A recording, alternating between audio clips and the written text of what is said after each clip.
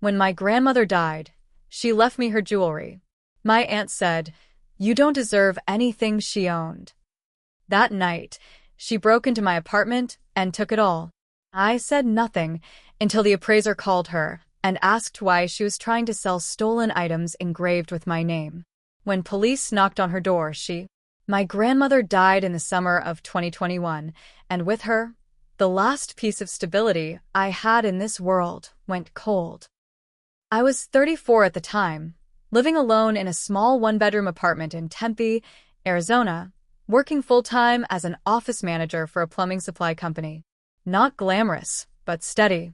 Grandma Nina had been the only constant in my life from childhood through adulthood. She helped raise me while my mom worked herself into exhaustion and my dad vanished somewhere into a bottle and a second family. Grandma was my anchor. She made sure I went to school, showed up to every graduation, celebrated every birthday with a homemade lemon cake.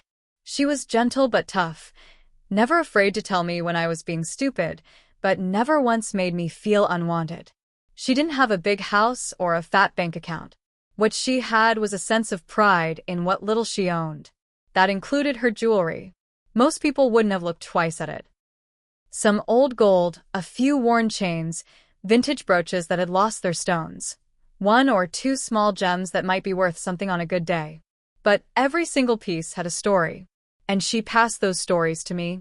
I used to sit on the edge of her bed when I was little, while she opened the felt-lined drawers of her jewelry box. She'd pull out a necklace or a ring and tell me where it came from, who gave it to her, why it mattered. To her, they were treasures. Not because of the value, but because of the memories. That emerald pendant? Her mother gave it to her the night before her wedding. The wedding ring? The only thing she had left for my grandfather. She never remarried. So when she passed, and I sat in that lawyer's office next to my mom and my Aunt Barb, and I heard her will say, to my granddaughter, who always listened to the stories, "I leave my jewelry," I choked up.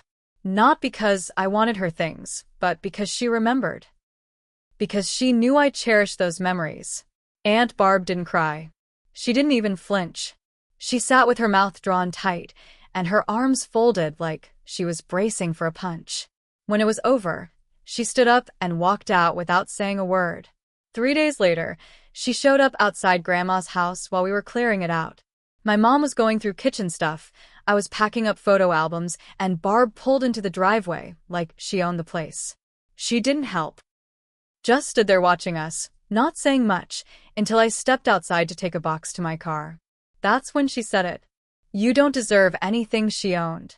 I just stared at her. "She was my mother," she said, eyes locked on mine. "You think she loved you more than me? You're just a granddaughter. A babysitting project. That jewelry should have gone to me." I said. She made her choice. And then she turned, got in her car, and drove off. That night, while I was sleeping, someone broke into my apartment. I didn't hear it. My building's old, paper-thin doors, and cheap locks. I noticed something was wrong when I went to get coffee the next morning and saw the deadbolt hanging a little loose. Then I saw the jewelry box was gone. Nothing else was touched. Not the TV, not my laptop. Just the box. I called the landlord. He looked at the lock and said it looked like it had been picked. No sign of forced entry. No cameras in the hallway. The police came, took a report, but said without any proof, there wasn't much they could do. I didn't tell them I suspected Barb. I didn't want to stir up more drama. Part of me thought, maybe she needed to feel close to her mom. Maybe this was grief, making her act out. I told myself to let it go. Told myself I'd rather have peace than get into a war with my mother's sister. That lasted about 2 weeks. Then I got the call. It was from Mark Whitman, a guy I had contacted before Grandma passed. He appraises estate items, jewelry, antiques, that sort of thing. I talked to him a couple times about getting Grandma's stuff appraised for insurance. His voicemail said, "Hey, this might sound weird, but is your aunt trying to sell your grandmother's jewelry? A woman came in with a bunch of vintage pieces that looked like what you described. Some of it even has your name engraved on it." I thought I should ask before I do anything. My stomach dropped. I called him back immediately. I told him yes, it was stolen. That my name, first and middle, was engraved inside some of the rings and on the clasp of the pendant. Grandma had done that intentionally, in case anything ever got lost. She said, "If someone ever tries to pawn it, they'll know it's yours." Asked Mark not to tell Barb he'd spoken to me. He agreed. Then I called the police and handed over everything, photos, text messages, even a photo of the jewelry box with the engraved pieces inside. 2 days later, they knocked on her door, and I was right across the street in my parked car, watching from behind the windshield as the officers stepped up to her front porch in Scottsdale. She opened the door, smiled at first, then froze. I watched her face change when she saw the paperwork. I watched her turn, say something to someone inside, then step outside with her hands up and that fake, tight smile plastered across her face. And then she did something I never expected. She tried to play it off at first. When the officers told her they were investigating a theft involving stolen family heirlooms, she acted confused. Said, "That's impossible. These pieces were my mother's. She gave them to me before she passed." But she didn't know the detective already had my statement, photos of every item, the engravings with my name, even a receipt from when Grandma had them cleaned 6 months before she died, with my name listed as the emergency contact. The detective asked her to produce proof of ownership. She said, "I don't have to prove anything. It's my mother's jewelry." Then she made a mistake. She invited them inside. I watched from my car as they followed her in. The door stayed open, and I saw one of the officers radio for backup. 20 minutes later, they walked her back out. No cuffs yet, but she wasn't smiling anymore. Her jaw was clenched, her eyes darting. I saw her glance around the street like she knew someone was watching. She had no idea it was me. I was parked far enough down to be just another car. They didn't arrest her that day. Not yet. But they confiscated every piece of jewelry they found in her house. Some were in her bedroom, some in the bathroom under the sink, and one ring, my great-grandmother's ring, was found in the glove box of her Lexus. The detective called me the next morning and said, "She claims you're lying to hurt her, that this is some family dispute." I asked, "Can you get fingerprints off the jewelry box?" He said, "We already did." They found only 2 sets, mine and hers. No one else's. And she had no explanation for that. That's when Barb started calling me. First just once, then 4, 5, 10 times a day. Voicemails, texts, all over the place. Some pleading, saying, "Please don't do this, we're family." Others angry, "You're tearing this family apart over trinkets."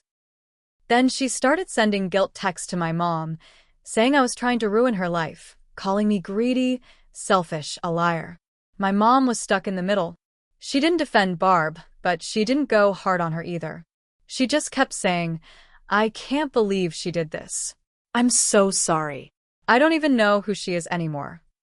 What made it worse was the silence from the rest of the family. Cousins I grew up with? Nothing. Not one of them reached out to ask what happened. A few even liked a Facebook post Barb made, a vague one about being stabbed in the back by her own blood. People started looking at me sideways at family events, like I was the problem. Meanwhile, Barb lawyered up, tried to claim Grandma was mentally declining when she wrote the will, that I had manipulated her, that I had broken into her house to plant the jewelry in her possession. The detective told me, "This woman is trying to flip the entire story." She filed a civil claim, trying to freeze the estate proceedings. That backfired. The will was clear, notarized, and witnessed. Grandma had written it months before she got sick. Her lawyer even recorded a video where she stated why she left the jewelry to me. She said, "Because she always listened. Because she'll take care of it. Because she understands what it means." But Barb didn't stop. She pushed the fight further, hiring a second attorney, submitting evidence that turned out to be photoshopped images of her supposedly wearing the jewelry years ago. Then, the worst blow, my landlord handed me an eviction notice. Someone had filed noise complaints, claimed I was bringing in suspicious people, said I was threatening neighbors. All lies. I found out later Barb had a friend in the building who she used to file complaints anonymously. I had to move. I lost my home over this. All because she couldn't stand the idea that Grandma loved me enough to leave something meaningful behind. But what Barb didn't know, what she never saw coming, was what I was already setting in motion behind the scenes. What Barb didn't know was that I wasn't just working with the police anymore. After she started dragging my name through the mud, calling me a thief and a manipulator, I hired my own attorney. Not just for the criminal case, but for defamation. I didn't want to go that far at first. But after the false claims, the harassment, the eviction, and what came next, I realized I had no choice. About 3 weeks after the police recovered the stolen jewelry, I got a call from Human Resources at my job. Someone had emailed the company claiming I was under investigation for theft and fraud. They attached screenshots of old photos of me with Grandma's jewelry and suggested I was fencing family items online. They didn't say who sent it, but the HR director forwarded me the email address. It was a Gmail account, clearly fake. But the writing style, the grammar, the way she capitalized certain words, it was Barb. I knew it. I'd read her emails for years. She used to send holiday updates written like newsletters. I could recognize her phrasing anywhere. My boss didn't buy it, thankfully. He told me he had to flag the message for the company file, but he knew I wasn't that kind of person. Still, it was another brick she tried to throw through my life. Then the twist came. Mark Whitman, the appraiser, called again. He said, "Hey, did you know your aunt has been trying to sell more jewelry under someone else's name?" I was confused. "What do you mean?" "She came in last week with a younger woman, said it was her assistant. The woman claimed to be the owner. But I recognized a few of the pieces. I think Barb's using her to move anything she couldn't sell the first time." That's when I realized Barb had more. Either she'd hidden part of the collection when the police searched her home, or she'd stolen other pieces from Grandma's house before the will was even read. I told the detective, who requested surveillance footage from the consignment shop. Sure enough, it was Barb, standing next to a woman in her 20s who claimed to be named Erica Jensen. Erica presented an ID and a signed release form claiming the jewelry was hers. But the ID was fake. I dug through Facebook and found her. Her real name was Erica Lyles, Barb's boyfriend's daughter, a college student. And judging by her posts, she was driving around in a used BMW that Barb probably helped her buy. The police moved fast after that. The fake ID, the conspiracy to sell stolen goods, the repeated harassment, it wasn't just theft anymore. It was organized fraud. But Barb still didn't back down. She doubled down. She went to the local news, pitched herself as the victim in a family dispute over inheritance, claimed the will was fraudulent, that I was trying to erase her from her mother's legacy. She used words like abuse, manipulation, estrangement. And once again, some people believed her. My cousin Danny even reposted the article with a comment, "There's two sides to every story." That's when I knew. She wanted to destroy me, not just get the jewelry back. She wanted my name, my job, my reputation, all of it. She thought she had me cornered. But what she didn't know was that I had one more thing. Something Grandma gave me. Something she never knew existed. And I was about to use it. Grandma always kept her most important things in strange places. Not out in the open. Not even in her jewelry box. She said, "The real treasures don't look like treasure." And she was right. A month before she died, I helped her clean out her filing cabinet. Tucked inside a manila folder labeled recipes, I found something she didn't let go of, not even in her final days. A notarized letter dated 2 years earlier, addressed to whom it may concern. In it, she explained exactly why she left her jewelry to me and not to her daughter. It said, "Barbara has not visited me in over a year. She does not ask how I am. She only asks what I have. My granddaughter sits with me, brings me dinner, and listens when I cry about growing old. I trust her to protect what matters to me." It was signed, notarized, and stapled to a photocopy of her driver's license. That letter wasn't in the official packet. It was something extra, personal. And now it was evidence. I turned it over to my attorney and the DA. They used it in the civil case. Between that letter, the fake ID incident, the pawn shop videos, and the harassment paper trail, It became clear this wasn't a misunderstanding, it was premeditated. Barb was formally charged with felony theft, conspiracy to commit fraud, and defamation. Erica, her boyfriend's daughter, was charged too, though she eventually took a plea deal and turned over everything she knew. She admitted Barb told her, "It doesn't matter. It'll all be mine eventually anyway." The court ruled in my favor on every count. Barb was ordered to pay damages for emotional distress, legal fees, and return all property she had taken, including some items we hadn't even known were missing until she confessed under pressure. I learned she'd been sneaking things out of Grandma's house months before she died. Family heirlooms. Even a small collection of savings bonds. But the best part wasn't the money, or even getting the jewelry back. It was what came after.